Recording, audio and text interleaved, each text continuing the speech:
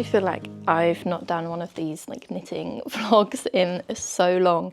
I've been meaning to film one for a while. I actually did an intro for this a few days ago, but then I didn't finish it. So we're gonna try again. The main reason why I haven't really been able to film like a knitting or crocheting vlog is because I literally didn't have a project to work on, and then I literally don't have anything to show you. However, over the last 2 or 3 days, I've started 2 new projects, which is very exciting, and I can show you something at least. They're both very wintry. I'm kind of over the summer knits already, as I'm starting to plan for my autumn winter pattern releases, and I've actually written all the patterns that I'm going to release for the remainder of this year but one. So this is the last one that I need to finish to be released this year, and this is the fuzzy hat that I think worked on earlier this year. However, there were some changes that I wanted to make, and then sort of spring came around and I didn't really want to continue working on it, and I knew I wasn't going to release the pattern for it until later this year. So now is the time again to pick it up. During that time, Hobby, whose yarn I used for that hat and multiple other patterns that I was working on, has publicly come out to say that they very strongly work with and love AI. So I won't be using their yarn again, which meant I had to find an alternative, which was a little bit tricky. So I decided to just start from scratch, take a completely new direction. And I am now working with the Lana Grossa Basta yarn, which is also very fuzzy, but instead of being 100% polyamide, this is 50% wool, 50% polyamide. So it's actually a lot softer. It doesn't shed at all, and it isn't itchy or scratchy, which is nice. The gauge for this, however, is much bigger. So I'm working to like completely new measurements. I'm also, beforehand, I worked the hat top down, whereas now I'm working it bottom up. And yeah, this is where I'm at. I've created the first fold over, and I'm now working the second fold over. So it's going to be a chunky portion here, and then rather than going for like a beanie shape, I'm really aiming for quite a flat hat. So I've been looking at a few different designs from Drops Designs website. I love looking at their patterns when I'm looking for a very specific construction, to just see how they've made it work. This one's gonna just be going back and forth in a 1x1 rib for quite a while, so a bit boring from now on, but I'm going to meet my friend Sophie later for a coffee and a little knitting session together, so this will be perfect for that. I'll bring this along. But so far I am really happy with this result. I've had to work it, I think this is the 3rd or 4th time that I've had to work this hem, because it just always was too small. I knew from my initial measurements that this is how many stitches I needed to cast on, but I always like to doubt myself. Then I cast on a completely new project yesterday, and this is where I'm currently at with it. I'm making a saddle shoulder jumper based on a jumper, based on this jumper that I got from Mango a couple years ago now, and I've worn this so much. It's very like bobbled and stuff. It has so many stains on the front as well, but I really liked the shape. I like the construction. I love this very obvious seam that runs along the side here. I'm creating another version of this essentially, but slightly different, and what I've decided on is this kind of color block motif. So the sleeves are going to be blue, the body is going to be red, and then this seam along the arm here and the collar is going to be this beige. So I think this will look quite nice. It's my first ever saddle construction. Like, I've never even followed a saddle shoulder pattern before, but I feel like I sort of get the gist of it. So this is, yeah, where I'm at. I'm now working the increases for the back, and yeah, it's actually going a lot better than I thought it was. However, that usually is the case for the first sort of period of self-drafting, and then I think when it comes to the first try on, it's all going to go downhill a little bit, because I'm going to realize that things don't fit a certain way and I'll need to start again. But that is just part of the process, and that's fine. So I think what I'm going to work on now at home is going to be this, and then this I can definitely take with me, like I said, because it's just like back and forth. I don't need to concentrate, and then I'm going to see where I'm at with this. If I'm just going back and forth for a certain amount of time, then I can definitely work on this in public, but I don't want to have to make any construction decisions while I'm out and about because that's hella confusing. I'm going to throw an audiobook on. I finished Demon Copperhead last night. The ending was so surprising to me. I didn't think it was going to end like that. The entire book leaves you just like feeling so on edge because you're just waiting for the next bad thing to happen. So yeah, the ending, very surprising. The whole time I was listening to it, I was like, this is a 3-star for me. Like, it's a good book, nothing to write home about. But then the second half was really, really, really good. So 4-star read for me. And then none of my holds on Libby were available. So I'm now listening to Colony on Spotify. So yeah, I'm only like half an hour in, so I need to give it a little bit more time. That's what I'm gonna do, listen to this, keep working on this, and yeah, that's it.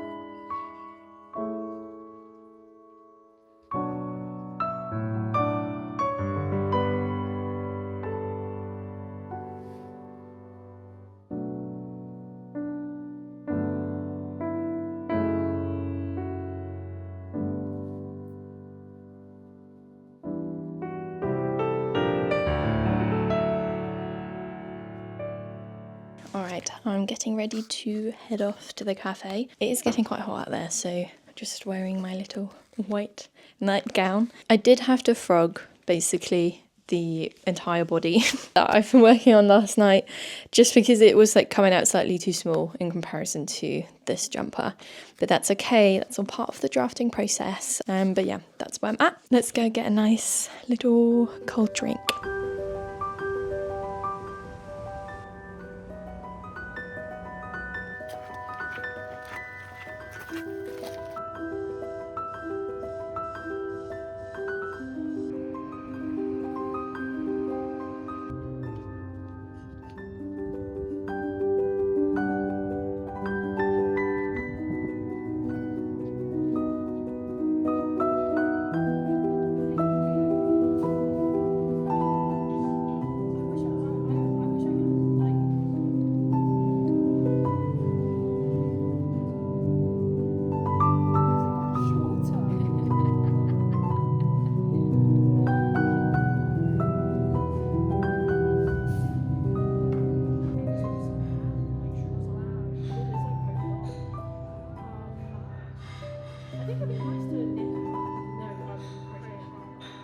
I actually got a fair amount of knitting done today, which is great. I did just try the hat on and I am going to have to frog it all and do it all again. This is always the annoying thing about knitting when you're out and about, but you're not following someone else's pattern, is that you kind of end up making, not mistakes, but I just wasn't obviously able to try it on as I was working on it. It's also super tangled, but anyways, this is how it is fitting.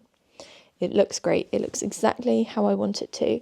It's just too loose. And so I was actually right. My maths was actually wrong. I did think the amount of stitches that I cast on was like way too many. So I'm going to take away like 16 stitches when I cast it on again, just to make it a bit tighter. And then the fold over here, I was considering for ages whether I need to actually like fully lock that fold over in. And I'm still not sure. I feel like it's fine, but yeah, at least cast on less stitches on the next one. That's kind of, I guess, annoying because I knit this whole section when I was at the cafe, but that's just the way these things go. And then I can't remember what happened with the back of this jumper panel, but I don't think I had to frog anything when I came home. And I've actually put this on hold now while I knit the front panel, so it's a bit tricky to show with the mic on, but this is where the saddle shoulders are going to be, and then this is the bottom of the armhole there, And then obviously this here is where I'm going to join in the round. So I did the front panel. I've cast it on. I'm in the middle of the row, which is fantastic. Actually, let me just quickly finish knitting this row so I can show you properly without dropping my stitches. Okay, it's all a little bit rolled up, but this is one side of the front. Yeah, it's a bit tricky to see. I'm also casting this on separately and not straight onto the saddles because I'm going to add like an I-cord seam feature. But let me actually show you how this looks in comparison to the jumper that I'm using as reference for this. So this is the front, obviously. And then this is where I've literally copied the short row shaping for the saddle, the short row shaping for the neckline, and it meets again here. And for the other saddle there. So this is sort of how it's going to look. And now I'm just making my way down, and I can show you the back as well. Again, everything's very like rolled in, but I'll show you here. This is sort of where the back shaping is. Same on this side. Yeah, I think this is quite a good tip if you want to start self-drafting or writing patterns and just like gaining practice.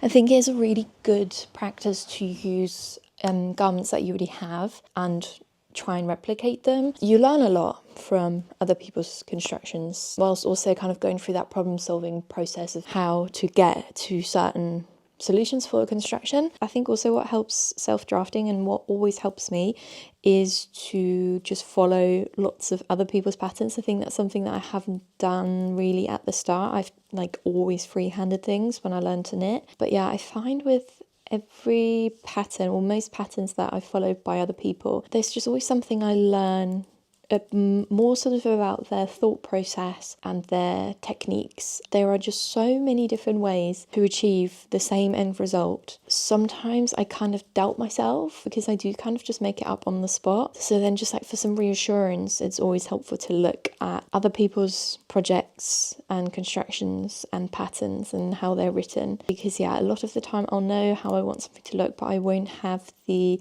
knowledge on how to achieve it. And a lot of the time actually it's just really helpful to have a bunch of knowledge, not having a specific purpose on how to apply it, but then a situation will come around, a certain project or idea will come around and you'll be like, aha, I remember this one thing I did in this pattern, let me apply it here. I feel like this is such an obvious tip, but yeah, just like 2 good tips I'd say for if people want to self-draft. I was going to continue listening to Colony, however Sophia earlier said that she read the book and she wasn't like particularly impressed by it, so I am probably not going to continue listening to it to be honest. I already wasn't like blown away by it. I think it's hard to gauge when you just started listening to an audiobook anyways, but considering that she didn't like it, I'm going to take her word for it.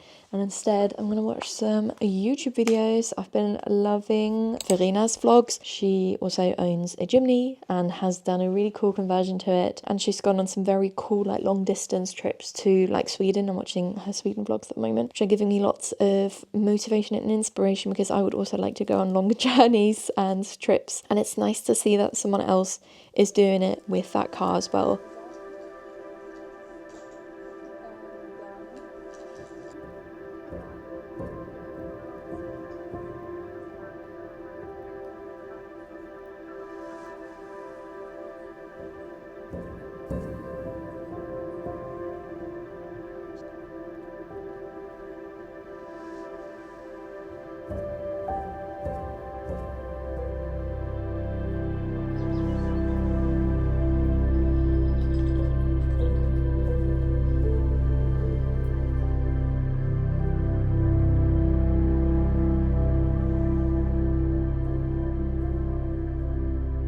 Good morning. I just did my hair. I wasn't planning to because once I put my hair in plaits, I don't really wear it down again until I wash my hair the next time, just because I feel like the plaits ruin the curl pattern.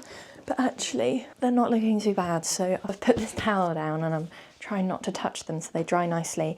Because today's Pride here in Norwich is always a little late here. But it's like one of my favourite days of the year in the city. It's just always such good vibes. So I thought maybe I'd wear my hair down. I was planning to wear them in a plait with a bandana, but maybe if the hair dries nicely, I can do hair down. But I wanted to show you, I made really good progress on the jumper yesterday and I've already joined in the round. So This is how the front is looking. This is the back.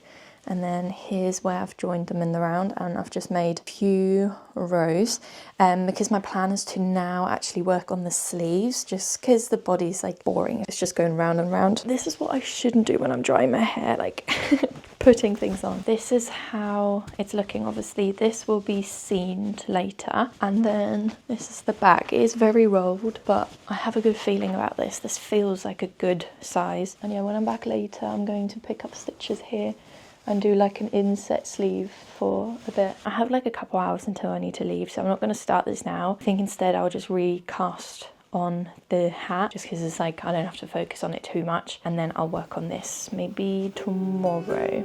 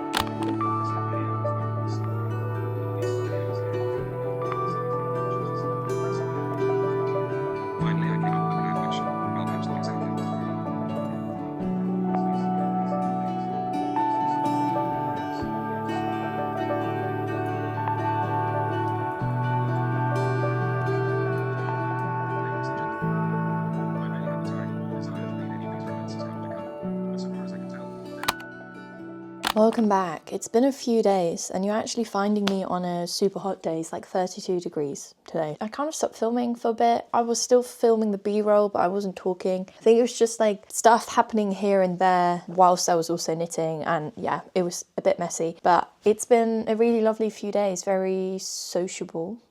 Which doesn't always happen. I actually made a list of things that I need to go through to explain some of the things that have been happening, because I have a habit of just forgetting, and then I edit the video and I'm like, wow, I didn't mention like half the things I wanted to. Number one, my hat. Gonna talk about this just because it's right in front of me. This hat keeps confusing me because this was one of the versions that I was working on, and look how small that is, right? Very small. I already frogged it back quite a lot, but this is how I was sitting. I don't know if you can tell, but this is tight on my head. And then I was also thinking, this section that I was working on this whole time, I just don't think it's big enough. Like, it needs to be a lot higher for the kind of hat that I'm going for. So I had to cast it on again. I can't even tell you at this point how many versions of this I've cast on. So this is my new version. I've only cast on 4 more stitches for this, but look at the size difference. Like, something isn't adding up. I don't know if I'm just not counting right. I have yet to knit the last fold over. So this section here, basically this section is 3 layers thick, and I wonder if that layer will make things fit a bit tighter. I don't know. So far this fits well. I like how much thicker it is along the sides. I just don't know if it's now too wide, like too loose. It's definitely too loose around here, but I did do the connecting stitch, the connecting row that I was talking about, where basically I'm now connecting the cast on edge to the second fold over. So this is now connected, as you can see, and that's going to sit around the bottom here. So that's hopefully going to keep the hat on a bit better. The thing is with this project is that the only way that I can really find out if the fit is going to work or not is by knitting it to that triple layered point. It's very annoying, especially now that I'm working with an even thicker hem. It's just going to be so annoying if this doesn't work out again. Luckily, because this is a very thick yarn and a big gauge, it works up quite quickly, but still I can't believe how many times I've had to attempt this. So fingers crossed this is the last time. I obviously stopped listening to Colony, which I'm very glad I did, because instead I was able to borrow the audiobook of Remains of the Day from my library on Libby, and I binged that book. It was so good. 5-star for sure.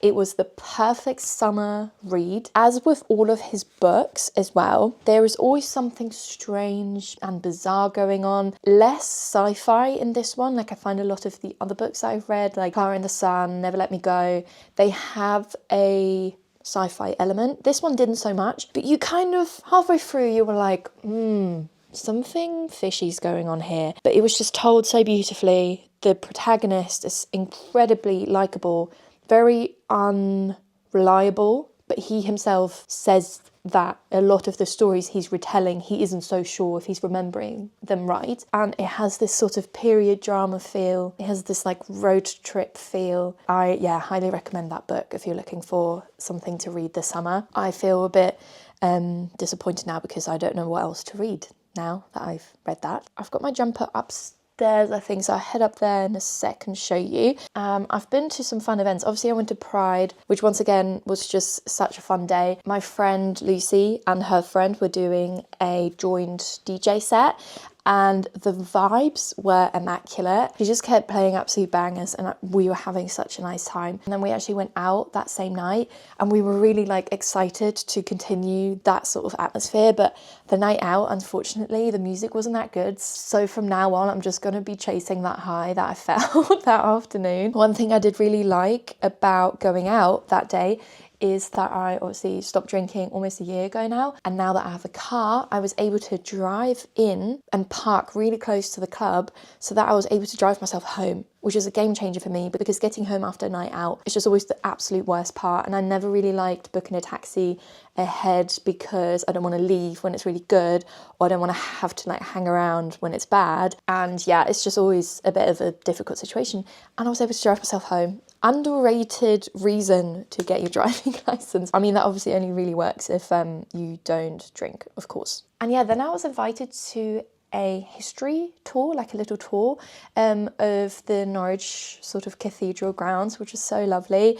I just always forget how nice it is to be a tourist in your own city. I just don't think I do enough of that, and it's coming up to 10 years next month that I've lived in England and in Norwich, and I really don't know enough about this place. So it was really interesting to like hear stories about these places that I walk past all the time. And I didn't realise that they basically do all of these events throughout September that are all for free. I had a little look through their brochure yesterday, and it is amazing. I circled like a lot of things that I'm interested in. There's some fun fibre arts things as well, just some general like history things as well. And you can just turn up on the day to a lot of them and just join. You're always sort of aware of these things happening, but you never actually think of going. But the fact that, yeah, it says here, all events are free. When do you ever get to do anything for free these days? So I highly recommend, if you are in Norwich or you're looking to do a little city trip, come to Norwich, grab one of these brochures. And yeah, from the 11th to the 20th of September, there are so many events going on that I actually feel a little bit overwhelmed, because I know I won't be able to go to all of the ones that I circled. Right, let's head upstairs so I can show you my jumper. First of all, actually, I finally seamed my summer poncho. I knit this weeks and weeks and weeks ago. I couldn't even tell you when I started this, very long time, and had everything done apart from one side needed seaming, and I finally did it yesterday. It's been on my to-do list for so long. I did try to make one side longer than the other ones. I think it actually goes this way. Yeah, this side's a lot longer. I couldn't tell you how I did that because my stitches actually, when I was seaming it, were all over the place and I had to frog a section. And then this is the jumper, which is so tangled. I think, yeah, it's this way around. So I started the sleeve, as you can see. So this is the back, and I did the short rows to make it sort of inset. But because I'm not joining it in the round, I am now a little bit confused. And I think I need to actually frog a section of this from here onwards. I should have gone all the way to the front and back, because I don't actually need any short rows at the front until like here. I've kind of put this on hold just for a few days until I have like a good mindset to work on this, focus on this. Yeah, oh, this is one of the drawings that I made at the cat life drawing. I did have another one, but I'm now thinking I must have thrown it away by accident. But yeah, I forgot that I actually know how to draw, which is such a shame because I never do it. And when I was at the live drawing session, I was like, wow, I forgot how much fun this is. I need to draw more. Maybe I'm going to do it when I'm at home. I know I won't unless I'm like sat somewhere and being told to do it. So I actually think I would really like to start some art classes, but I have also signed up to a pottery class starting in October. So I don't think the art class is going to be anytime soon, but maybe once the pottery class has come to an end, like next year, I think I'll sign up to an art class, because yeah, I had so much fun, and I do think I just need that guidance from someone to give me prompts to follow and materials to use. So yeah, I'm gonna put that on my vision board for next year. Right, I need to go back downstairs, it's too hot up here, and I'm going to probably just keep working on my hat. Oh, it's so hot, isn't it? I know.